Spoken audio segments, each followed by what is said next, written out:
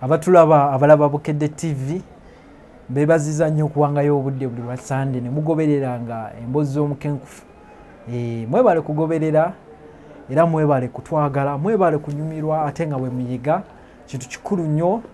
Oli omusajja omukenkufu yakiyita edutainment, toyiga ate n'ofunamu n'essanyu kubanga ebintu by'ensi bino bisanyusa, tolina kubeeraawo ng'onyiize buli kaseera. Nze ayogera naawe siri mulala nga nze omukenkufu yennyini Julius Nyanzi okuva mu Prof Bio Research ku Equatorial Mall ekisenge 152 we tukakalabiza emirimu. Gwatanayitako ku Equatorial Mall nkugamba ntya osubwa bingi, ebirungi byonna biri ku Equatorial Mall.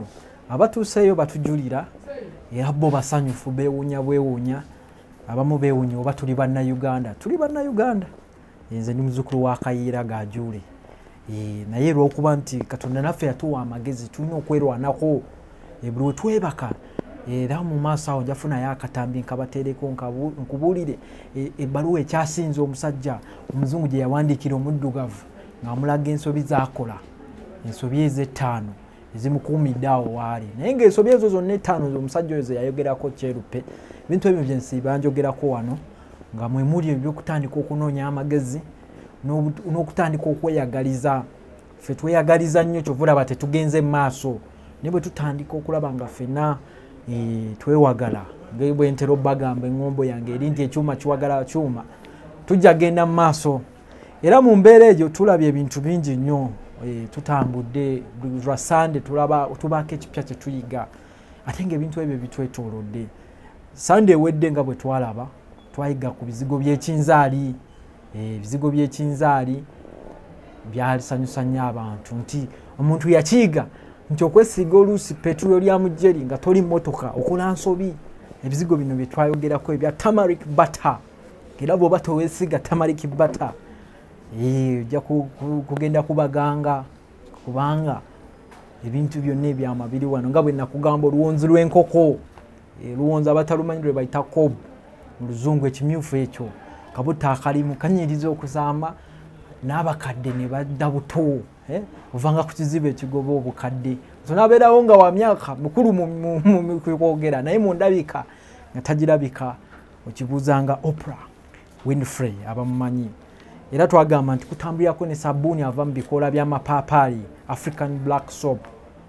Nga bwe tuzeera tutambula era abasoma peji yaffe Nganzi ey'emboozi z'omukenkufu lwa kusatu mu Bukedde olw'okusatu mwalaba ekimera kino kye twayogerako ekya flax.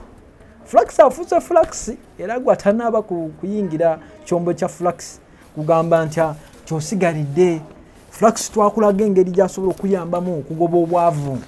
Flax bw'oba omutunuulidde kyekimu ku kimera singa nze abadde akulira operation wealth creation nagijjayo n'embooka abantu ne bakirima nga kwogase ne kalitunsi ono wa lemoni. Ebintu bino bibiri bina bye bikola eby'amaanyi era nze nange ntulaawo mu kati nga bwe nnywenywera ne kastevia ne neewuunya ebintu bino ebibiri kubanga bikola ssente ate nga biyamba ku bulamu, biyamba ebisolo, biyamba ebimera ebirala, tebirina ndwadde zibiziganya, tewali ebiwuka bibisumbuwa, naye abantu ne beesibwa ku bintu ebyo ebirala ebibatayamba. Naye era nga bwe nakugamba era mu mawulire gaffe ago nti abasajja Abangereza basalawo ffe tulime emmwanyi na pamba, flax ne bamuleka ate nga baali bamuleese ne basooka bamusimbako ekisizi ekabaale era ne bakola ne factory namba ekola ebyambalo by'amagye ga Bungereza bali bagenda kulwana mu Sematalo owookubiri nga flax akula bulungi. Naye ne bagamba bano Abafirika katubakozese ng'abaddu balime biri ebimera ebizibu nga ye mwanyi, amatooke, pamba, ebimera ebyo bizibu. Era nze wange tondetera ndokwa n'oba mpa za bwereere saagala kubanga ekisooka tebirina biriisa biri awo, tebizimba bulamu. Emwanyi ogenda olaba nti ate kafeini asumbuwa alwaza omutima, ate amatooke galina empty calories. Ensi eno n'ebonaabonera mu bimera ebyo. Naye lwaki temulima flax? Ajjudde ebiriisa eminnyo, butto omega 3 ne omega 6 ng'ali mu byennyanja. Ne tuzimba obwongo kubanga obwongo buli mutusumbuwa.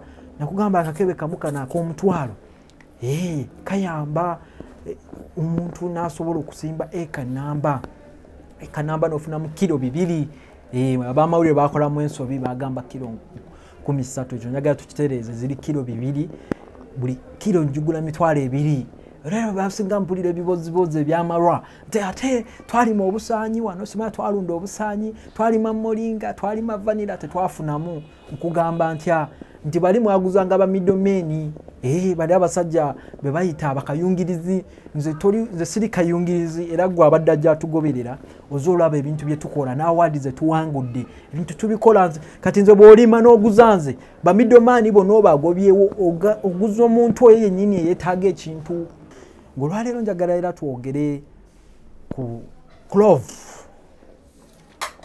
clove oba kalafu abantu abasinga mumumanyi kalafu naye nga tetunabagenda kalafu waliwo aŋŋambye kati n'enamba nga tagituwadde kanjikuwe ojja weefunira ensigo n'obusigo bwa flax eri 0702 06 16 52 eri 0702 06 16 52 eyo eri ne ku WhatsApp n'endala ey'MTN eri 0779 54 96 52 eri 0779 54 96 52 tuli ku Equatorial Mall ekisenge 152 ku level ey'okubiri onoonya Prof Bio Research waliwo akakoola kaliko ekigambo stevia sukali w'obutone kakulagirira weta wano yambuka kati otuuse webale kujja akawoone kakwaniriza ku mulyango kalaba atuuka ne kasaasaana ogenda okulaba ogenda otuuka wali ng'okkakkanye munaye nga mbadde nkubugambye nti kalafu olwaleero gwe tugenda okwogerako kalafu lyerinnya mu luzungu bamuyita clove oil oba clove seeds oba clove buds. Clove muti gwa byafaayo nnyo era clove gwe muti ogukyasinze okutundibwa mu nsi yonna. Clove ayina likodi y'amaanyi. Clove ate ng'ekikusanyusa guno omuti gusinga kulimwa wano mu baneiba baffe ab'e Tanzania era nga naffe wano tugulima. Waliwo abamu bemanya abalima ebulago clove nemu wano mu Buganda abamu nga balina emiti gino. Clove gwe muti ogukyasinze okuba n'ebyafaayo ebingi nti clove oba kalafu mu Luganda Abaswahili bwe bamuyita era mu Luganda tumuyita kalafu yasingako ne gold nga ensi yonna enoonya clove era waliwo ne company ng'ez'aba Dutch gye bayita Dutch East Trading Company ne British East Trading Company zaali kabwanango nga bw'olya company za wano eza buli wendi kufuna bwe zibbinkana onaleeta promotion eno nono naleeta bintu si byangu bya business pozi nga gwe tonabakola ku business ne bali we baali. Era waliwo n'Omufalansa omu gwe bayita Pierre bamukwata ne bamusiba Zanzibar emyaka 10 yali abba clove ng'ali mu mubbe Zanzibar kizinga kiri Tanzania awo yali ali mu mubba ne bamukwata gaga mutwala Bufalansa ye kalafu ne kalafu gwo yakamuulira amanyi Abafrika bawano tetwebuuza ebintu ba tubimanyi nga tubikozesa naye nga tetusaayo mwoyo na kumanya ne gwandaba essaawa zino clove abamu mulina mulya kati muli mu kulya piraawo mbalabye kati abamu mwewuunyiza kyekino ekirungo kye bateeka mu piraawo kyekiwoomesa piraawo nawe ne weewuunya nogamba naye musajja swahaba yakoze piraawo hajati yakoze piraawo kino sheyi yakoze piraawo ye clove mu Luzungu bamita clove ate mu Luswahili oba mu Luganda bamita kalafu. Kalafu yagenda muchere n'awoomesa omuchere era alina ebyafaayo bingi era mu Luzungu oluba olulimi olukenkufu bamita Syzygium aromaticum bongerako aromaticum kubanga alina aroma. N'olwaleero njagala tutunuulire buto ava mu nsigo zino gwe bayita clove oil. Waliwo olumu we nali wankukuku abatera okugoberera emboozi zino ez'omukenkufu ne bambuuza ne baŋŋamba mukenkufu ng'oyagala nnyo buto ne mbagamba ekintu kimu ekitulemesezza ogenda mu maaso naddala mu bintu bino ebya research ng'Abafirika. Concentration, omusajja akuwa lita 2 ez'eddagala n'ozinywa n'otasigaza na munnyo gwonna mu mubiri n'ofuuka okuva ku makya paka Sunday paka Christmas weetuuka olw'okuba nti mazzi meereere. Naye oil aba w'amaanyi era gwe obwanga olina ekintu ky'ogula kigulenga mu oil form kubanga by'oteetaaga byonna baba biggyeemu ne tusigaza kiri ekirungo eky'amaanyi. Kati ne clove ono clove oil olwaleero gwe njogerako clove oil musufu muzibu kubanga ebyuma ebyo nabo bibagamba mujje mubigule muli awo mukyali mu doyi abantu bakola ssente. Kati gwakola piraawo mu kifo ky'okukozesa obusigo buno omuntu n'abulira mu muceere n'awulira ng'omuceere gulumira gukola ki abanaku zino abatalina amannyo ogenda okulaba ng'amannyo gonna gaagala kuvaamu. Muteeremu amatonda 2 mu kiro olabe piraawo wootamazeewo. Kati gwandaba ng'olina restaurant ssaawa zino nkimanyi otaddeko TV abantu bali mu kulya. Kakuloovu singa obadde nako oyo aguze puleeti emu okugenda okakana asobola okugula puleeti 3 kubanga aleeta appetite ayongera appetite. Nga bwe tweyongera okumanya ku clove amanyikiddwa nga kalafu katuwumulemu katono nga nange bwe neewaamu ka clove anti bintu byakwefaako.